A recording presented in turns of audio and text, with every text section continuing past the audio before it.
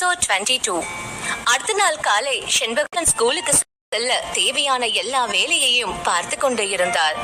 அனன்யா செண்பகம் எவ்வளவு வேகமாக form fill செய்கிறார் என்பதை ஆச்சரியமாக பார்த்தாள். செண்பகமா, நானும் என் பையனும் உங்களுக்கு நிறைய தொந்தரவு பண்றோம்ல. இந்த மாதிரி வேலையெல்லாம் மித்ரனோட அம்மாவா நான் தான் பண்ணணும். ஆனா நான் உங்களை வேலை வாங்குறேன். எனக்கு அதை நினைச்சாலே கஷ்டமா இருக்கு என்று சொன்னாள். ஏமா, ஏன் நீங்க இப்படி பேசுறீங்க? உங்களுக்கும் சித்தார்த் தம்பிக்கும் நிறைய வேலை இருக்கும்னு எனக்கும் தெரியும். அது மட்டும் இல்லாம சித்தார்த் தம்பி என்னை இந்த வேலையை தான் பண்ண சொல்லுச்சு. அதனாலதான் நான் பண்ணுறேன். சோ இதை நினைச்சு நீங்க கவலைப்படாதீங்க என்று சொன்னார் செண்பகம். அனன்யாவும் செண்பகமும் அதிக நேரம் ஒன்றாக இருப்பதால் அனன்யாவை பற்றி நன்றாக புரிந்து வைத்திருந்தார் செண்பகம். எனவே அவர் அனன்யா மனம் புண்படாதபடி பேசினார்.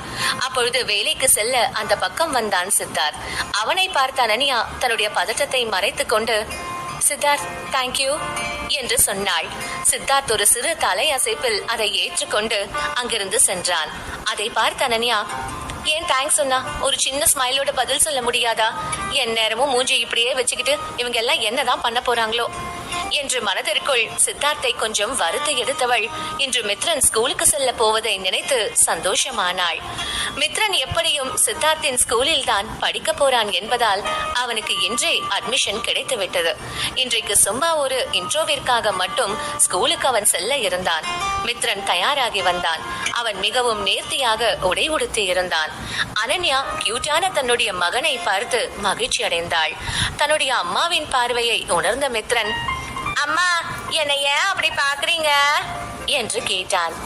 அதுவா, நீ இன்னைக்கு ஸ்கூலுக்கு போற இல்லையா, அதான் என்று சொன்னவள் அவன் முன்பு உட்கார்ந்து, இங்க பாரு மித்து, ஸ்கூல் ரொம்ப நல்ல இடம். அங்க நீ உன்ன மாதிரி நிறைய ஃப்ரெண்ட்ஸை கண்டுபிடிக்கலாம்.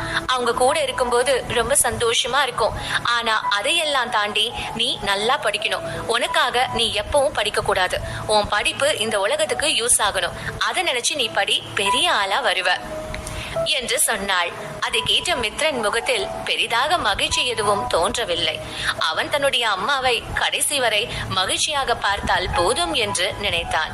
அதையே அனன்யாவிடமும் சொல்ல தன்னுடைய மகனின் வார்த்தையில் மகிழ்ச்சி அடைந்தவள் அவன் கன்னத்தில் முத்தம் கொடுத்தாள். அதன் பிறகு அவனுடன் காரில் சென்றவள் சில பல அட்வைஸை கொடுத்துவிட்டு அவனை ஸ்கூலுக்கு அனுப்பி வைத்தாள். அவன் சென்ற பிறகு அனன்யாவிற்கு ஒரு வெறுமையான உணர்வு தோன்றியது. அவன் பிறந்து அப்பொழுதுதான் கையில் ஏந்தியது போல இருந்தது. ஆனால் அவன் இப்பொழுது ஸ்கூலுக்கு செல்கிறான். அதையெல்லாம் நினைத்தவளுக்கு அப்பொழுதுதான் மித்ரனின் செயல்கள் எல்லாம் சித்தார்த்தின் செயல்கள் போல இருந்தது புரிந்தது. அதை நினைத்து ஒரு நொடி அதிர்ந்தவள் பிறகு, அடச்ச, நான் ஏன் இப்படி யோசிக்கிற? சித்தார்த் எப்படி ஏன் மித்ரனோட அப்பாவா இருக்க முடியும்? ஒருவேளை சித்தார்த் கூட இப்போ மித்து இருக்கிறதால அவரோட பழக்கம் அவனுக்கும் வருது போல, வேற எதுவும் இருக்காது என்று நினைத்து கொண்டாள் அனன்யா. மித்ரனை ஸ்கூலுக்கு அனுப்பிவிட்டு ஆபீஸுக்கு சென்றாள் அனன்யா. அவள் ஏற்கனவே அந்த ஆபீஸ் பற்றி விசாரித்து இருந்ததால் அவளுக்கு வேலை சேர்ந்த அன்று புதிதாக தெரிந்து கொள்ள எதுவும் இருக்கவில்லை. அவள் மிகவும் சந்தோஷமாக இருந்தாள். மதிய நேரம் சத்யாவுடைய மேனேஜர் யார் என்று பார்த்து அவரிடம் பேச சென்றாள். அந்த கம்பெனியில் இப்பொழுதுதான் லே ஆஃப் எல்லாம் முடிந்திருந்ததால் மிகவும் குறைவான ஆட்கள் தான் அங்கே இருந்தார்கள். அப்பொழுது சிலர் அனன்யாவிடம் கம்பெனிக்கு புதுசா ஒரு லீட் வந்திருப்பதாகவும் அவர்தான் ஆர்டிஸ்ட் பற்றிய விஷயங்களை பார்ப்பதாக சொன்னார்கள். அதை கேட்ட அனன்யா அவரை பார்க்க சென்றாள். அவள் லீட் என்றதும் வயதான ஒருவரை எதிர்பார்த்தாள். அதே போல அவள் அந்த அறையில் வயதான ஒரு மனிதனை பார்த்தாள்.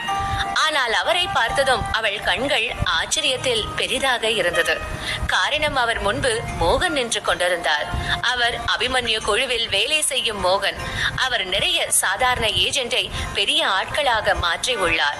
அதுவும் இல்லாமல் அவர் வேலை பார்த்த சீரியல், வெப் சீரிஸ் என எல்லாம் பெரிய வெற்றியை பெற்றுள்ளது.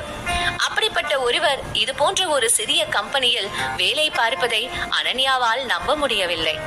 இவரை வேலைக்கு எடுக்கும் அளவுக்கு புதிய ஓனர் செல்வாக்கு உள்ளவரா என்ற எண்ணமும் அவள் மனதில் தோன்றியது. அதையெல்லாம் யோசித்தவள் அமைதியாக நிற்க அனன்யாவை பார்த்து புது டீம் லீட் அவளை உள்ளே அழைத்தார். முதலில் சந்தித்து பரஸ்பரம் பேசிய பிறகு அனன்யா நேரத்தை வீணாக்காமல், சார், நான் ஆர்டிஸ்ட் சத்யா பத்தி தான் பேச வந்தேன். நான் அவருக்கு ஏஜென்டா இருக்கேன். எனக்கு தோணுது அவரை நல்லா கைட் பண்ணா பெரிய ஆளா வருவார்னு என்று சொன்னாள். அதை கேட்ட மோகன் அவளை பார்த்தார். ஆஹா, இவர் என்ன குறுகுறுன்னு பாக்குறாரு, ஒருவேளை முதல் நாளே நான் திமிரா பேசுறேன்னு நினைக்கிறாரோ என்று யோசித்தாள். அவளின் ஓவர் திங்கிங் செய்யும் மூளையை இன்னும் அதிகம் யோசிக்க வைக்காமல், இங்க பாருமா, நீ தெரிஞ்சு கேட்டியா இல்ல தெரியாம கேட்டியான்னு தெரியல, ஆனா உனக்கு ஆக்டர் சத்யாவை தான் அசைன் பண்ணியிருக்காங்க. அவரை பாக்குறது தான் உன் வேலை. உனக்கு அதுல ஏதாவது ப்ராப்ளம் வந்தா நீ கம்ப்ளைண்ட் பண்ணலாம். அதோட நானும் ஒரு ரெஸ்யூம் பார்த்தேன். நீ உண்மையாவே ரொம்ப டேலண்டான பொண்ணா இருக்க. சோ இது உனக்கான ஃபீல்டு. இறங்கி வேலை செய்ய. ஆல் தி பெஸ்ட் என்று சொன்னார். அதை கேட்ட அனன்யா, என்ன நடக்குது இங்க? வழக்கமா நம்மள எல்லாரும் கஷ்டம் தானே படுத்துவாங்க. இப்ப என்ன இங்க எல்லாம் சப்போர்ட்டிவா இருக்காங்க? ஒருவேளை இதெல்லாம் என் கனவா என்று யோசித்தாள். அதை பார்த்த டீம் லீட், என்னம்மா நீ எதுவும் பேசாம இருக்க என்று கேட்டார். ஒன்னும் இல்ல சார், தேங்க்யூ சோ மச் என்று சொல்லிவிட்டு அங்கிருந்து சென்றாள். அனன்யாவிற்கு தான் நினைத்தது போல சத்யா கிடைத்ததில் மகிழ்ச்சியாக இருந்தது. அந்த மகிழ்ச்சியில் அவள் டீம் லீட் முகத்தில் தெரிந்த மாற்றத்தை கவனிக்க தவறிவிட்டாள். உண்மையில் சத்யா அவளுக்கு கிடைத்ததை நினைத்து அவர் பாவப்பட்டார். அது எதையும் கவனிக்காமல் அனன்யா பிராக்டிஸ் ரூமுக்கு சென்றாள். அதே நேரம் இங்கே டைரக்டர் ரூமில் இருந்தான் ஒரு 6 அடி ஆண்மகன் டேவிட். அவன் வயது சுமார் 30 இருக்கும். பார்க்க மிகவும் அழகாக, அதே நேரம் சற்று மென்மையான தோற்றத்தில் இருந்தான். அவன் இருந்த அறை முழுவதும் ஏசியால் குளிரூட்டப்பட்டு இருந்தது. அவன் கையில் இருந்த காஃபியின் வாசனை அந்த அறை முழுவதும் தெரிந்தது. காஃபியை குடித்தவுடன் அவன் முகத்தில் சிரிப்பு தோன்றியது. அது காஃபி நன்றாக இருக்கிறது என்பதை உணர்த்தியது. அதே நேரம் அவன் எதிரில் மிகவும் பயந்து போய் ஒரு இளைஞன் நின்றிருந்தான். அவன் டேவிடை விட அழகாக இருந்தான். 20களின் தொடக்கத்தில் இருந்த அவன் டேவிடின் பார்வையை தாங்க முடியாமல் நின்று இருந்தான். டேவிட் அவனை மேலும் கீழும் பார்த்தவன், ஹே சத்யா, இன்னைக்கு நீ இங்க வந்தது எனக்கு ரொம்ப சந்தோஷம். பரவாயில்ல, 2 வருஷம் என்ன வெயிட் பண்ண வச்சாலும் இப்ப நீ நல்ல முடிவை தான் எடுத்திருக்க. ஒரு நாள் நீ என்ன சந்தோஷப்படுத்து, அப்புறம் பாரு உன் வாழ்க்கை எப்படி மாத்துறேன்னு என்று சொன்னான் டேவிட். அதை கேட்ட சத்யா எதுவும் சொல்லவில்லை. அவன் அமைதியாக இருந்தான். ஆனால் மனதிற்குள் அவன் டேவிடை திட்டிக் கொண்டு இருந்தான். கடந்த 2 வருடத்தில் டேவிட் எத்தனையோ முறை சத்யாவை கட்டாயப்படுத்தி இருக்கிறான். ஆனால் சத்யா எதற்கும் மசியவில்லை. இதனால் அவன் சின்ன சின்ன ரோல் செய்ய வேண்டிய நிலைமை கூட வந்தது. அதை கூட அவன் பெரிதுபடுத்தாமல் இருந்தான். ஆனால் இப்பொழுது சத்யா மிகவும் இக்கட்டான சூழ்நிலையில் இருந்தான். அவனுக்கு என்ன முடிவு செய்ய என்று தெரியவில்லை. அவன் அமைதியை பார்த்து சிரித்தவன், என்னாச்சு, நீ ஏன் என்னை இப்படி பார்த்துட்டு இருக்க? அப்புறம் உன் சிஸ்டருக்கு உடம்பு சரியில்லைல்ல, நீ என்ன நல்லா கவனிச்சுக்கோ. உன் சிஸ்டர் ட்ரீட்மெண்ட்டை நான் பாத்துக்கிறேன். உன்னை பெரிய ஸ்டாரா நான் மாத்துறேன்.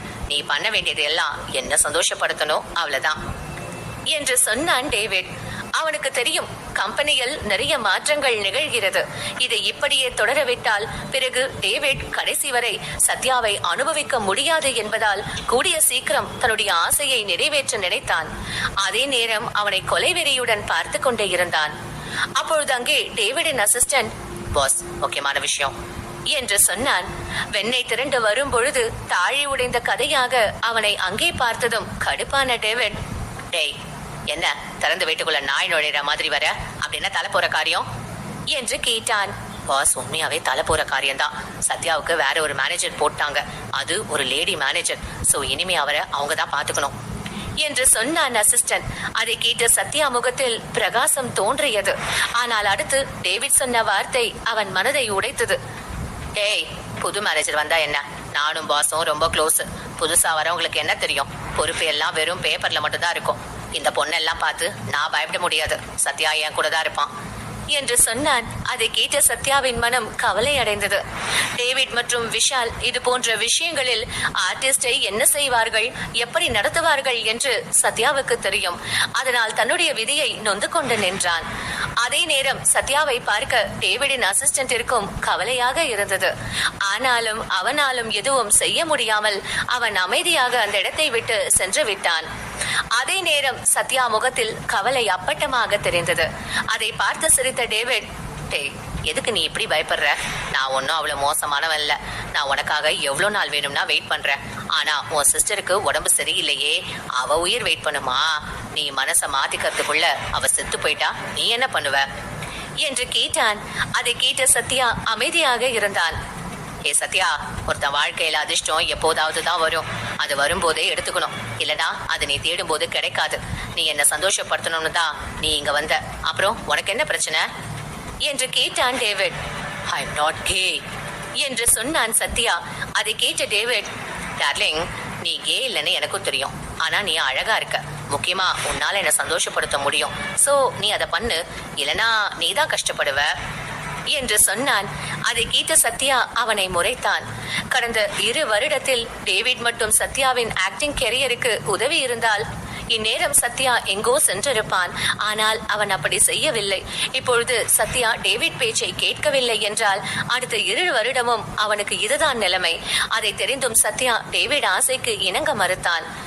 அதே நேரம் டேவிட் தனக்கு கிடைத்த வாய்ப்பை நழுவ விட விரும்பவில்லை. எனவே அவன் சத்யா மனதை மாற்ற நினைத்து, சத்யா, நீ ஏன் இவ்வளவு அடம் பிடிக்கிற? இப்ப எல்லாம் நீ ஸ்டார் ஆகணும்னா நீ பெரிய குடும்பத்து பையனா இருக்கணும், இல்லனா அட்லீஸ்ட் எங்க ஆசையாவது நிறைவேற்றணும். இப்ப பெரிய ஸ்டாரா இருக்கிறவன் என் ஆசையை நிறைவேற்றினவன் தான். அந்த இடத்துக்கு நீயும் போலாம். நல்லா யோசி, நான் நினைச்சா நீ பெரிய ஆளாகலாம் என்று சொன்னான் டேவிட். அதை கேட்ட சத்யா கோபத்தில் அங்கிருந்த கண்ணாடி பாட்டிலை தூக்கி எறிந்தான். அது சுக்குநூறாக உடைந்து சிதறியது.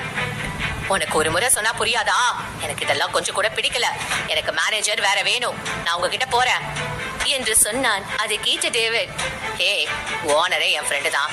சோ நான் நினைச்சாதான் நீ எங்கேயும் போக முடியும் என்று சொன்னான் டேவிட். அதை கேட்ட சத்யா உடைந்து போனான். வெறும் திறமைக்கு மட்டும் இங்கே அங்கீகாரம் இல்லை என்று உணர்ந்தான். அவன் இனி தன்னால் எதுவும் செய்ய முடியாது என்று நொந்து போன போது அவன் நிலையை நன்கு உணர்ந்த டேவிட் மெல்ல அவன் அருகில் வந்து அவன் தோளை தொட்டான். ஆனால் அதை கூட உணராமல் நின்றிருந்தான் சத்யா. அதுதான் சாக்கு என்று அவன் சத்யா சட்டையில் கை வைக்க போக சட்டென்று கதவு திறந்தது. கதவை திறந்தது அனன்யாதான். அவள் கோபமாக நின்றிருந்தாள். இவ்வளவு நேரம் டேவிட் பேசியதை அவள் கேட்டால்தான். அனன்யா சத்யா ஃபேமஸ் ஆகாமல் இருக்க என்னென்னவோ காரணம் இருக்கும் என்று நினைத்தாள். ஆனால் இப்படி ஒரு காரணத்தை எதிர்பார்க்கவில்லை. அனன்யா என்னதான் அதிகம் யோசிப்பவள் என்றாலும் தனக்கு முன் நடக்கும் அநியாயத்தை தட்டி கேட்க தெரியாத கோழை அல்ல. அதே நேரம் அவளை பார்த்த டேவிட், ஹே, யார் நீ? இப்படி பெர்மிஷன் இல்லாம வரக்கூடாதுன்னு தெரியாதா? மேனஸ் இல்ல உனக்கு என்று கேட்டான். அதை கேட்ட அனன்யா, மேனஸ் பத்தி எனக்கு சொல்றியா? இருடி, உன்னை நான் வச்சு செய்றேன் என்று மனதிற்குள் நினைத்தவள் அவனை பார்த்தாள். சத்யா அவளாவது தன்னை காப்பாற்றுவாளா என்று எதிர்பார்ப்புடன் அனன்யாவை நோக்கினான்.